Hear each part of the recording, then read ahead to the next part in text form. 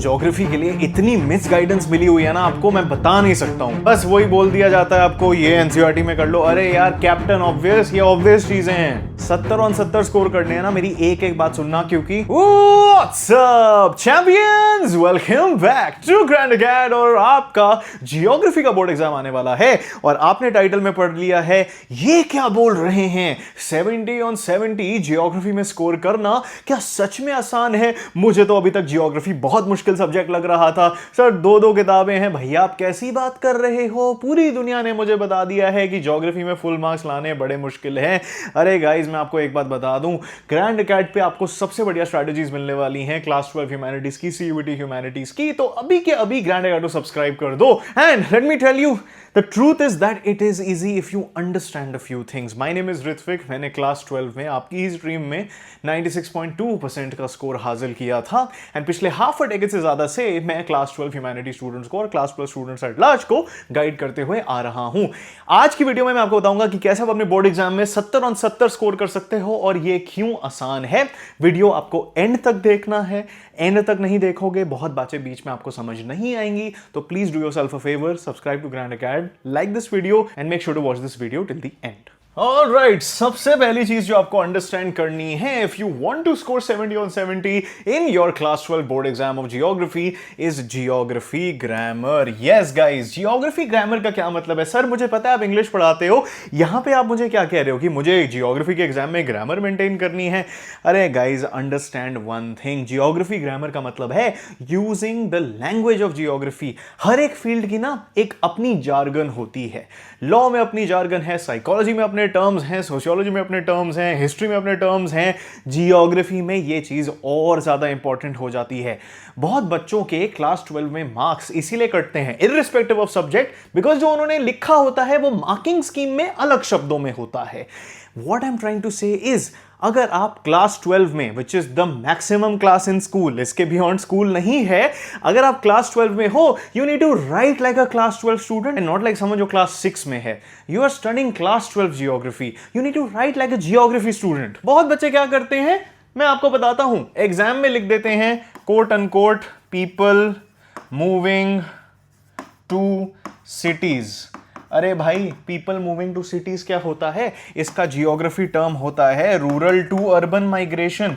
Unless and until you are explaining what rural to urban migration is, you should always say rural to urban migration instead of people moving to cities. NCERT terminology तो यही है। ऐसी चीजें को लिख के आपको underline करना है। लोग लिख देंगे नेचर शेप्स ह्यूमन डेवलपमेंट। अरे बोलो तो कि ये एनवायरमेंटल डिटर्मिनिज्म होता है।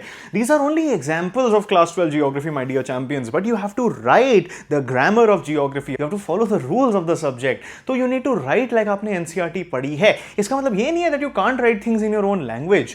Obviously when you're explaining things आप वो अपनी लैंग्वेज में ही कर पाओगे, लेकिन टर्मिनोलॉजीज, ग्लॉसरी टर्म्स, कीवर्ड्स अगर आपने ऐसे नहीं लिखे तो नंबर एक्सपेक्ट मत करना। चलो कितने भी नंबर आ जाए, 70 तो एक्सपेक्ट मत करना। असली ग्रैंड अकैड ह्यूमैनिटीज चैंपियंस जो हमारे हैं, हमारे पास एक ग्रैंड ह्यूमैनिटीज कोर्स है, ये आपको डिस्क्रिप्शन और पिन कमेंट में भी मिल जाएगा। हमने बहुत डिस्काउंट लगा दिया है। ये आपका सीयूईटी तक चलेगा, 12th के लिए भी चल रहा है, सीयूईटी के लिए भी चलेगा। 1 एक्सेस है, एक बार की आपको ज्वाइन करना होता है। यहाँ पे बच्चों को जो मैं मेंटर करता हूँ वो डाउट्स भेजते हैं। For the course of the session मैंने इनको ये चीजें सिखाई हैं, उनके आंसर्स में पॉइंट आउट करा। मैंने देखा है जियोग्राफी, हिस्ट्री, पॉल साइंस में, साइकोलॉजी में, सोशियोलॉजी में 45 आ रहे थे, जिसके आज वो 92 93 ला रहा है प्री बोर्ड में। मुझे पता है बोर्ड एग्जाम में 100 ले आएगा। जियोग्राफी ग्रामर बिल्कुल फॉलो करनी है। There are no two ways about it if you want to score 70 on 70। Second point I want to give to you today is visual elements. Guys अगर आप देखो ना क्लास 12 ह्यूमैनिटीज में geography आपका सबसे ज्यादा विजुअल सब्जेक्ट है। Visual subject क्या आप कह रहे हो, फाइन आर्ट्स है ये? ना ना सर, ध्यान से सुनो मेरी बात। What is geography? The study of the earth. ये चीजें आपके पूरे अराउंड हैं। जब भी आप रॉक्स के बारे में सुन रहे हो, एक्टिविटीज के बारे में पढ़ रहे हो, टेक्टोनिक शिफ्ट्स के बारे में पढ़ रहे हो, you are thinking about the earth in a visual form.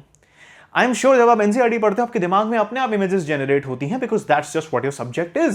So not only is your subject visual in the sense that आपको पढ़ते हुए वो विजुअल्स आएंगे, but your answers need to be visual as well and you're explaining differences between activities। एक छोटा सा box बना दो, बहुत छोटा सा, इतना सा, explain that through one diagram। जहां पे एक डायग्राम्स की जरूरत नहीं है वहां पे भी आप बना सकते हो। अरे डायग्राम्स नहीं बनाने, सिंपल सी बात है, माइंड मैप बना दो, फ्लो चार्ट बना दो, कुछ तो विजुअल करके आओ। गाइज जियोग्राफी के टीचर्स ने भी ये पूरी चीज समझी है, उन्होंने जियोग्राफी ऑनर्स करी है, फिर मास्टर्स करी है जियोग्राफी में, फिर बीएड करी है, फिर ही वो आपको पढ़ा रहे हैं। Make it easier for them to reward you marks. अगर factors affecting the location of industries की बात है, आप उसके रीजंस बता रहे हो, फ्लो चार्ट में उन्हें रिप्रेजेंट करो। ठीक है, फैक्ट्रीज की बात हो रही है, if you can visually represent that. मैं ये नहीं कह रहा आप स्केचिंग करके आ जाओ उधर, बट एड सम एलिमेंट। जो 6th टिप होने वाली है ना वीडियो में, वहां पे मैं आपको बताऊंगा एक आंसर लिखा कैसा जाता है जियोग्राफी में। तो 6th टिप के लिए वीडियो में बने रहो, एंड तक देखना और ग्रैंड कार्ड को सब्सक्राइब जरूर कर लेना। So make it visually appealing by adding flow charts, mind maps, diagrams, tabular formats wherever you can. The third tip I have for you is optimizing your preparation for high probability topics. आपको पता है geography को अगर आप book खोलोगे, अगर आपने पढ़ाई करी है, नहीं भी करी, तो हमने बहुत सारे वीडियोस डाले हुए हैं जियोग्राफी इंपॉर्टेंट टॉपिक्स के। अगर आप 2026 के बोर्ड एग्जाम के लिए या फिर आप 27-28 पता नहीं कब देख रहे हो, उसके लिए स्पेसिफिकली वीडियो चाहते हो, अभी के अभी कमेंट कर देना। अगर आपको पता है कि इन टॉपिक्स के आने की प्रोबेबिलिटी बहुत हाई है, तो यार अपनी पढ़ाई उनसे क्यों नहीं शुरू करते। जियोग्राफी में 70 नंबर का पेपर है, लेंदी नहीं होता पेपर। 70 मार्क्स का पेपर कैसे लेंदी हो सकता है? कभी नहीं होता जियोग्राफी का पेपर लेंदी। हिस्ट्री का लेंदी होता है, जियोग्राफी का कभी नहीं होता। तो आपको पता होना चाहिए पेपर कहां से आता है। ये नहीं कह रहा मैं कि सिर्फ उसी पोर्शन से पेपर आएगा और आपको बाकी चीजें छोड़ देनी चाहिए। मैं कह रहा हूं सिलेबस 100% करके जाओ, लेकिन अगर आपको पता है सिलेबस के बीच में कोई ऐसी चीज है जो सुपर इंपॉर्टेंट है, तो अपनी पढ़ाई उसके लिए ऑप्टिमाइज करो, क्योंकि वो आएगा तो आपको एकदम आंसर आ जाएगा। बहुत सारा टाइम लीक होता है in thinking about the answer. Remove thinking wherever you can by preparing topics in advance, जैसे ग्रोथ वर्सेस डेवलपमेंट के डिफरेंसेस, लैंड यूज कैटेगरीज और उनके changes, national water policy, Indira Gandhi canal, the 12 major ports of India, the role of the world trade organization in trade, phases of population growth, Dharavi की case study. I am just thinking of things off the top of my head. आपको पता है ये super important चीजें हैं, लेकिन फिर भी people do not focus on them. Optimise your preparation at least now in this stage for the things that you know are high probability. इसका मतलब ये नहीं है कि 100% ये आ जाएंगे या फिर 100% पेपर इन टॉपिक से आएगा। आपको पढ़ना तो सब कुछ है, but pay special attention to these things. 2026 के लिए आप एक इंपॉर्टेंट टॉपिक्स का वीडियो चाहते हो, स्टडी प्लान का डे बाय डे वीडियो चाहते हो, अभी के अभी सब्सक्राइब कर दो और मुझे कमेंट्स में बता दो, मैं आपके लिए वो वीडियो ले आऊंगा। Now 4th point, and this is actually building on what I said, making your answers more visually appealing. जब भी आपको अपने बोर्ड एग्जाम में डिफरेंसेस पेश करनी है, 110% टेबल्स बना के करो। जब आप आंसर्स लिख रहे हो, इंट्रोडक्शन दो, ठीक है। अगर प्राइमरी वर्सेस सेकेंडरी एक्टिविटीज की बात है, तो प्राइमरी और सेकेंडरी एक्टिविटीज को डिफाइन करो, फिर एक टेबल बना दो, और उसके बाद कोई चीजें लिखनी है तो उनको पॉइंट्स में लिख दो, एंड देन अगर पॉइंट्स को एक्सप्लेन करना है तो उन्हें पैराग्राफ्स में करो।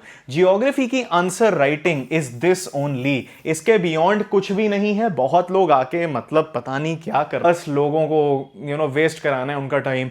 ह्यूमैनिटीज की आंसर राइटिंग तो इतनी कॉम्प्लिकेटेड है। अरे कुछ नहीं है भाई, इंट्रोडक्शन, बॉडी, कंक्लूजन और ये चीजें अगर आपने जियोग्राफी में फॉलो कर ली, आपके आंसर राइटिंग की वजह से नंबर नहीं कटेंगे। बहुत लोग हैं उनको लगता है सर मेरी आंसर राइटिंग की वजह से मेरे नंबर कट रहे हैं। नो, आपके नंबर इसलिए कट रहे हैं बिकॉज़ आपसे आंसर लिखे नहीं जाते। और आपसे आंसर लिखे नहीं जाते, इसका रीजन ये नहीं है कि आपको आंसर राइटिंग नहीं आती, इसका रीजन ये आपको सिलेबस नहीं आता। Confront the reality guys, reality यही है। असली टीचरों से पढ़ोगे तो आपको पता चलेगा कि everything is not complicated in class 12। Simple things are simple. The only thing you have to do is to become a master in humanities. आपको सब कुछ पता होना चाहिए, कैसे भी लिख के आ जाओ, ये सब फॉलो कर लो, इंट्रोडक्शन, बॉडी, कंक्लूजन और ऐसे प्रेजेंट कर दो, नंबर आपके मिल जाएंगे। जियोग्राफी कोई अनोखा सब्जेक्ट नहीं है इस केस में, बस मैं आपको जियोग्राफी का वीडियो दे रहा हूं तो मैं आपको और एम्फेसिस करके बता रहा हूं कि जियोग्राफी में कितना इंपॉर्टेंट है। ग्रैंड ह्यूमैनिटीज कोर्स हमने लॉन्च कर दिया है, स्क्रीन पे आपको दिख रहा है उससे सारी डिटेल्स। ये सारे सब्जेक्ट्स में से यू कैन पिक एनी 5। इसमें हर एक सब्जेक्ट के लिए line by line lectures, mind maps, personal doubt support. Yes guys, आप हमारे टीचर्स से, मुझसे डायरेक्टली बात कर सकते हो, अपने डाउट्स को सॉल्व कर सकते हो। भर भर के रिसोर्सेज हैं, सीयूईटी मॉक टेस्ट हैं, सैंपल पेपर्स हैं। अगर आपने अभी तक प्रिपरेशन नहीं करी तो 10-10 घंटे पर सब्जेक्ट आप लगा दो, आपका syllabus line by line NCERT से करा देंगे। रिवाइज कर रहे हो तो और जल्दी करा देंगे। पर्सनल स्टडी प्लान मिलेगा। इससे बेटर ह्यूमैनिटीज का रिसोर्स दावे से कह सकता हूं, इन माय फ्रैंक ओपिनियन, नहीं मिलने वाला है। आपको रियल टीचर्स से पढ़ोगे तो रियल हेल्प मिलेगी। इतना बेहतरीन कोर्स है, लेके देखो, बहुत हेल्प होगी आपकी। Links are in the pin comment and description. Anyway, 5th point is going to be, do not ignore chapters that you know are more important.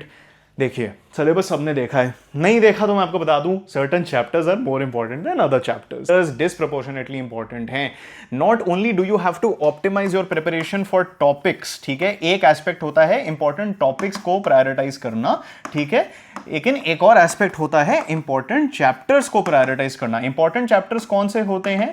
Chapters जिनकी वेटेज ज्यादा होती है। इसका मतलब ये नहीं है कि बाकी चैप्टर्स इंपॉर्टेंट नहीं है या फिर बाकी चैप्टर्स के अंदर इंपॉर्टेंट टॉपिक्स नहीं है। एक चीज है जो आपको कोई नहीं समझाता है, there is a big difference between chapters, important chapters, repeated chapters and repeated topics. Simple सी बात है, लेट्स से चैप्टर 1 के 10 मार्क आते हैं और चैप्टर 2 के 15 मार्क्स आते हैं। आप 15 मार्क वाले चैप्टर को तो प्रायोरिटाइज कर लोगे बिकॉज इसमें 15 मार्क्स आ रहे हैं, लेकिन एक और चीज जो मैंने आपको पहले ही बता दी है, हो सकता है चैप्टर 1 में से एक बहुत ही ज्यादा इंपॉर्टेंट टॉपिक है जो आपका बोर्ड एग्जाम में 6 नंबर का आता है। चैप्टर 2 पूरा ही इंपॉर्टेंट माना जाता है, तो आपको पता है बहुत सारे एमसीक्यू आ सकते हैं, 2-2 मार्क के क्वेश्चन आ सकते हैं। एक चैप्टर 1 में 6 मार्क का क्वेश्चन बन सकता है क्योंकि बहुत ही ज्यादा इंपॉर्टेंट टॉपिक है, और एक 4 मार्क का बहुत ज्यादा इंपॉर्टेंट टॉपिक है, तो आपको फोकस तो दोनों को ही देना पड़ेगा ना। Don't ignore one for the other. Geography में बच्चे बहुत ज्यादा मेक करते हैं मिस्टेक, इंपॉर्टेंट टॉपिक्स को प्रायोरिटाइज कर दिया, इंपॉर्टेंट चैप्टर्स को भूल गए। Guys, bifurcation is important, but understand that if you are not completing 100% of the syllabus, it's not going to happen. So approach your studies in a way that you balance important topics as well as important chapters, and let me tell you, these are different things as you understood right now. I know कोई आपको बताएगा नहीं, लेकिन मैं तो आपकी help करना चाहता हूं, मैं तो आपको बता रहा हूं, ठीक है।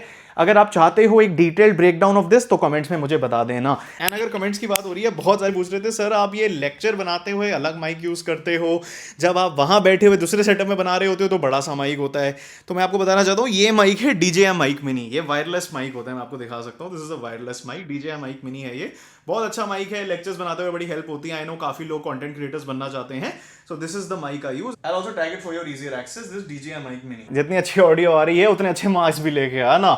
All right, now I am going to give you something जो आपको बहुत ही ज्यादा हेल्प करने वाला है, something that no geography teacher, no humanities mentor has ever told you. ये फॉर्मूला हम अपने ग्रैंड ह्यूमैनिटीज कोर्स में इंक्लूड करते हैं। This is called draw heading point method.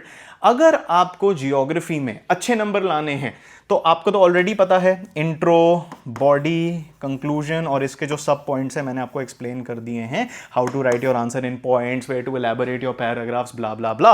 लेकिन one thing you must understand if you want to really stand out. देखिए, अगर आपने इंफॉर्मेशन लिख दी क्लास 12 के जियोग्राफी एनसीईआरटी की तो नंबर तो वैसे ही गारंटीड हैं, but if you make your paper easy to read, the examiner is not going to be as strict as they would be in a messy paper, because simple सी बात है, इसका मतलब ये नहीं है कि वो इंटेंशनली ये करेंगे।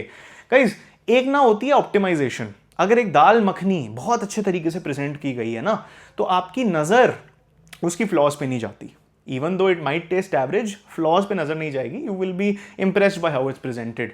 दुनिया की बेस्ट दाल मखनी अगर आपको अनहाइजीनिक कंडीशंस में सर्व हो जाए, you will not enjoy it. Simple principal है, इधर भी अप्लाई करता है। जब आपने एक ज्योग्राफी आंसर में इंट्रोडक्शन दे दी है, छोटा सा बॉक्स बना लो, बहुत छोटा सा, और ये लॉन्ग आंसर्स के लिए आपको बता रहा हूं। अगर let's say types of settlements के बारे में है, तो types of settlements in boxes में आप डॉट्स के थ्रू रिप्रेजेंट कर सकते हैं, इसे कहते हैं ड्रॉ। अपने आंसर्स में वेरेवर यू कैन पॉइंट्स की आपको सब हेडिंग देनी चाहिए।